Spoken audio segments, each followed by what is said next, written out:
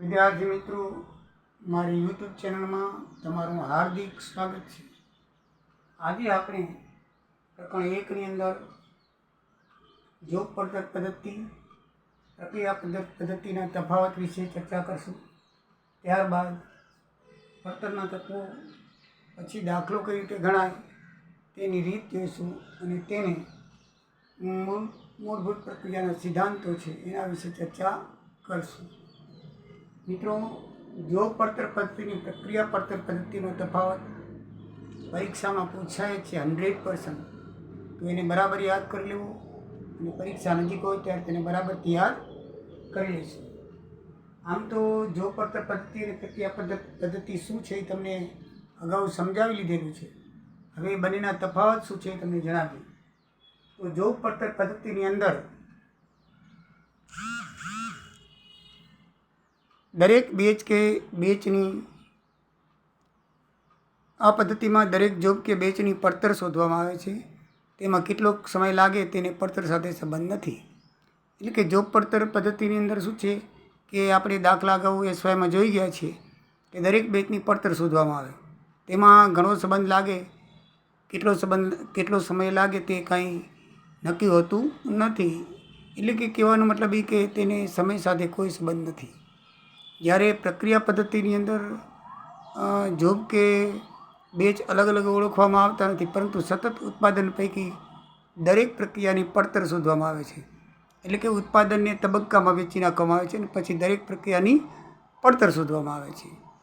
Job પદ્ધતિમાં તફાવત number 2, કોઈ વસ્તુ કે બેચ ગ્રાહકની ખાસ જરૂરિયાત મુજબ બનાવવામાં આવે છે અને તેની વિશિષ્ટ પડતર શોધવામાં આવે છે. કોઈકનો ઓર્ડર હોય કે ભાઈ મને આટલું વસ્તુ બનાવી દેજો, તો એની ધ્યાનમાં લઈને વસ્તુ બનાવવામાં આવે છે. એ આપણે અગાઉ એસવાયમાં જોઈ ગયા છીએ.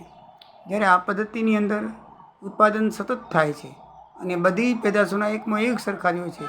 તેમાં જથ્થામાં ઉત્પન્ન થયેલ વસ્તુની દરેક તબક્કે પડતર શોધવામાં આવે છે. તબક્કાવાઇઝ એટલે કે ઉત્પાદનને ભાગ પાડી નાખવામાં આવે છે અને દરેક ભાગની અલગ અલગ પડતર શોધવામાં આવે છે. તફાવત નંબર 3, આ પદ્ધતિમાં વર્ષના અંતે અડતૈયાર માલ હોઈ શકે અને ન પણ હોય. એટલે કે વર્ષને અંતે એનો તૈયાર થયેલો માલ અને ન તૈયાર થયેલો માલ હોઈ શકે.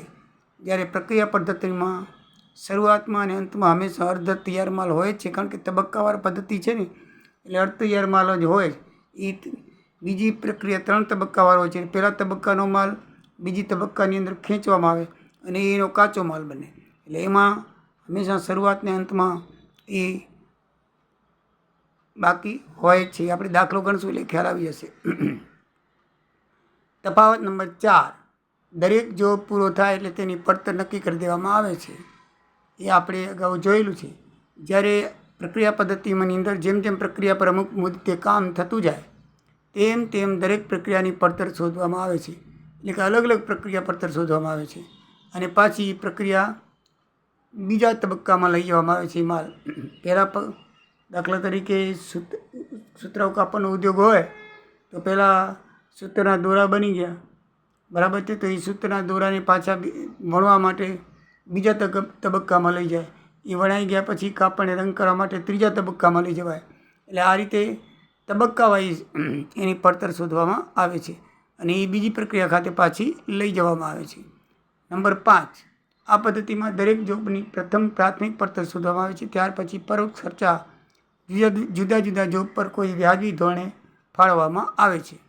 એ આપણે અગાઉ જોયેલું છે કે પ્રાથમિક પડતર શોધી તેમાં પરોક્ષ ખર્ચા ઉમેરી અને જુદા જુદા જોબ પર એના વ્યાજબી ધોરણે પરોક્ષ ખર્ચા ફાળવવામાં આવે છે. જ્યારે પ્રક્રિયા પદ્ધતિમાં દરેક પ્રક્રિયાની પડતર નક્કી કરવાનું સરળ છે. જોબ પડતરમાં કેટલાક ખર્ચાઓ પરોક્ષ હોય છે, જ્યારે આ પદ્ધતિમાં સીધા પ્રક્રિયા ખાતે ઉધારી દેવામાં આવે છે. જોબ પદ્ધતિમાં પરોક્ષ ખર્ચા હોય છે, આપણે જોયું જુઓ સામે, પણ આમાં એવું હોતું નથી. એમાં જે ખર્ચા હોય સીધા પ્રક્રિયા ખાતે ઉધારી દેવામાં આવે છે.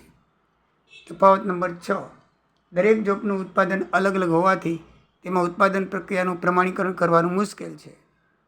આમાં દરેક જોબનું, કારણ કે ગ્રાહકની જરૂરિયાત મુજબ વસ્તુ બનાવવાની હોવાથી એટલે દરેક ઉત્પાદન અલગ અલગ હોય એટલે એનું પ્રમાણીકરણ કરવાનું ઘણું મુશ્કેલ પડે. પ્રમાણીકરણ કરે એટલે કે એને અલગ અલગ એકસાથે લેવાનું, પ્રમાણિત કરવાનું બહુ મુશ્કેલ બને. જ્યારે બીજી પ્રક્રિયા પદ્ધતિમાં શું છે કે એક સરખું ઉત્પાદન હોય એટલે પ્રક્રિયાની પડતર, પ્રક્રિયાની ઘટ, એનું ઉત્પાદનનું સમય બધું જ પ્રમાણિત થઈ શકે છે. જ્યારે જોબ પદ્ધતિમાં પ્રમાણિત થઈ શકતું નથી. બરાબર છે, અલગ અલગ ઉત્પાદન હોય એટલા માટે. જ્યારે આમાં એક સરખું ઉત્પાદન હોય એટલે પ્રમાણિત થઈ શકે છે. 7મો ફેરફાર, જોબની પડતર નક્કી કરવા તે જોબને લગતા માલ સામાન, મજૂરી, પરોક્ષ ખર્ચા ઉમેરીને પડતર નક્કી થાય છે. એટલે કે માલ સામાનની અંદર મજૂરી ખર્ચ ઉમેરી, પરોક્ષ ખર્ચા ઉમેરીને પડતર નક્કી થાય છે. જ્યારે પ્રક્રિયા પડતરમાં કુલ ખર્ચનો સરવાળો કરી તે દરમિયાન ઉત્પાદન થયેલ એકમો વડે ભાગવાથી એકમ દીઠ પડતર નક્કી થાય છે. એટલે કે અમુક મુદ્દે પ્રક્રિયાના કુલ ખર્ચ ભેગો થાય એ બધાને સરવાળો કરવામાં આવે અને સરવાળો કરીને પછીને ઉત્પાદન થયેલ એકમ વડે ભાગો એટલે એકમ દીઠ પડતર મળી જાય છે. મિત્રો, આ 7 તફાવત છે, બરાબર યાદ રાખજો. હવે પડતરના તત્વો, તો પડતરના કુલ 3 તત્વ છે. માલ સામાન, એટલે કે દરેક પ્રક્રિયા માટે માલ સામાન ખર્ચની વિગત અલગ આપવામાં આવે છે. દરેક પ્રક્રિયા માટે જરૂરી માલ સામાન માંગણી પત્રક દ્વારા મંગાવી લેવામાં આવે છે. આ માંગણી પત્રકને આધારે માલ સામાનની તારીખ તૈયાર કરી જુદી જુદી પ્રક્રિયાઓ અંગે માલ સામાનની કિંમત નક્કી કરવામાં આવે છે અને પ્રક્રિયા ખાતે ઉધારવામાં આવે છે. એટલે કે એમાં પ્રત્યક્ષ માલ સામાનની જરૂર પડે છે. માલ સામાન આવ્યા પછી મજૂરીની જરૂર પડે એટલે પ્રત્યક્ષ મજૂરી ખર્ચ. તો આ ખર્ચ પણ દરેક પ્રક્રિયા માટે અલગ અલગ ગણી શકાય. દરેક પ્રક્રિયામાં રોકાયેલ મજૂરો અંગે અલગ નોંધ કરવામાં આવે છે અને પછી તે પ્રક્રિયાનો કુલ મજૂર ખર્ચ શોધી પ્રક્રિયા ખાતે ઉધારવામાં આવે છે. ત્યાર પછી છે પરોક્ષ ખર્ચા. પ્રત્યક્ષ ખર્ચા પછી શું આવશે? પરોક્ષ ખર્ચા. એટલે કે એકથી વધુ પ્રક્રિયા અંગે થયેલ સંયુક્ત ખર્ચા. આવા ખર્ચની ફાળવણી માટે કોઈ અલગ સિદ્ધાંત હોતો નથી. ખાતાવાર પરોક્ષ ખર્ચાની ફાળવણી કેવી રીતે થાય તે આપણે અગાઉ જોઈ ગયા છીએ. દાખલા તરીકે ભાડું, રોકેલી જગ્યાના પ્રમાણમાં ફાળવવામાં આવે છે. પરોક્ષ ખર્ચા જુદી જુદી પ્રક્રિયાઓ વચ્ચે ફાળવતા દરેક હિસ્સામાં બધી બાબતોનો વિચાર કરી અને ફાળવણીનો આધાર નક્કી કરવામાં આવે છે. આપણે અગાઉ જોઈએ છીએ કે ભાડું જમીન પ્રમાણે વેચવામાં આવે, લાઇટ બિલ છે એ ચાલુ એકમના પ્રમાણે વેચવામાં આવે છે. એ અગાઉ આપણે જોઈ ગયા છીએ. એ પરોક્ષ ખર્ચા સંયુક્ત રીતે ફાળવવામાં આવે છે. બરાબર છે. તો આ રીતે પડતરના તત્વોમાં 3 વસ્તુ જરૂરી છે. હવે જોઈએ પ્રક્રિયાના હિસાબો તૈયાર કરવાની રીત. આ દાખલાઓ ગણી તો પહેલાં શું કરવું પડે?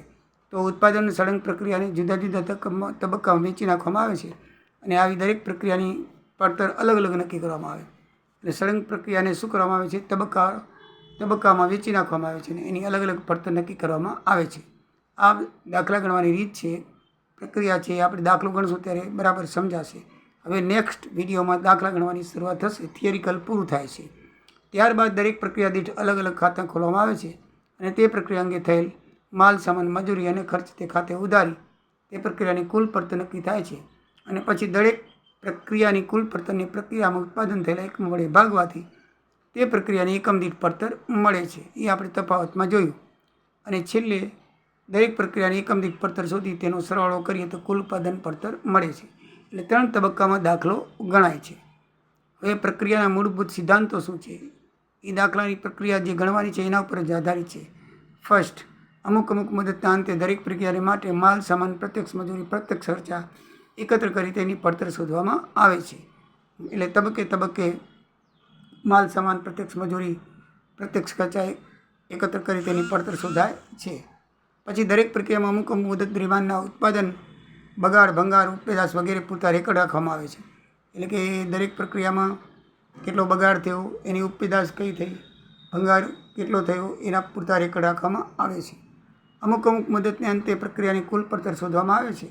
એમાં ભંગાર, બગાડ વગેરે ધ્યાનમાં લેવામાં આવે છે અને પછી કુલ પડતરને ઉત્પાદનના એકમ વડે ભાગવાથી પ્રક્રિયાની એકમ દીઠ પડતર મળે છે.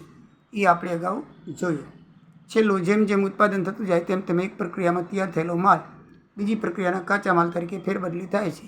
એ મેં તમને કાપડવાળા ઉદાહરણથી સમજાવેલું કે ભાઈ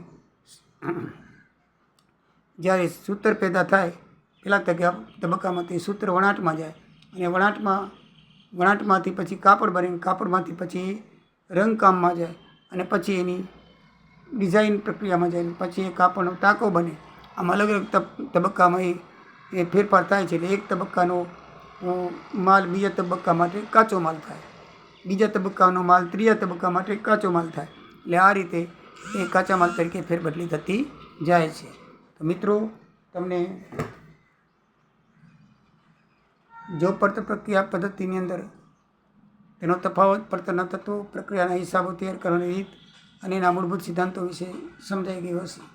મારો વિડીયો ફોરવર્ડ કરજો. જો તમને પસંદ આવે તો લાઈક કરજો અને સબસ્ક્રાઈબ કરજો. મિત્રો, હવે પછી આ પ્રકારના દાખલા શરૂઆત થશે, તો વિડીયો જોવાની ટેવ રાખશો એવી તમને વિનંતી કરું છું. જય દ્વારિકાધીશ, જય સિયારામ.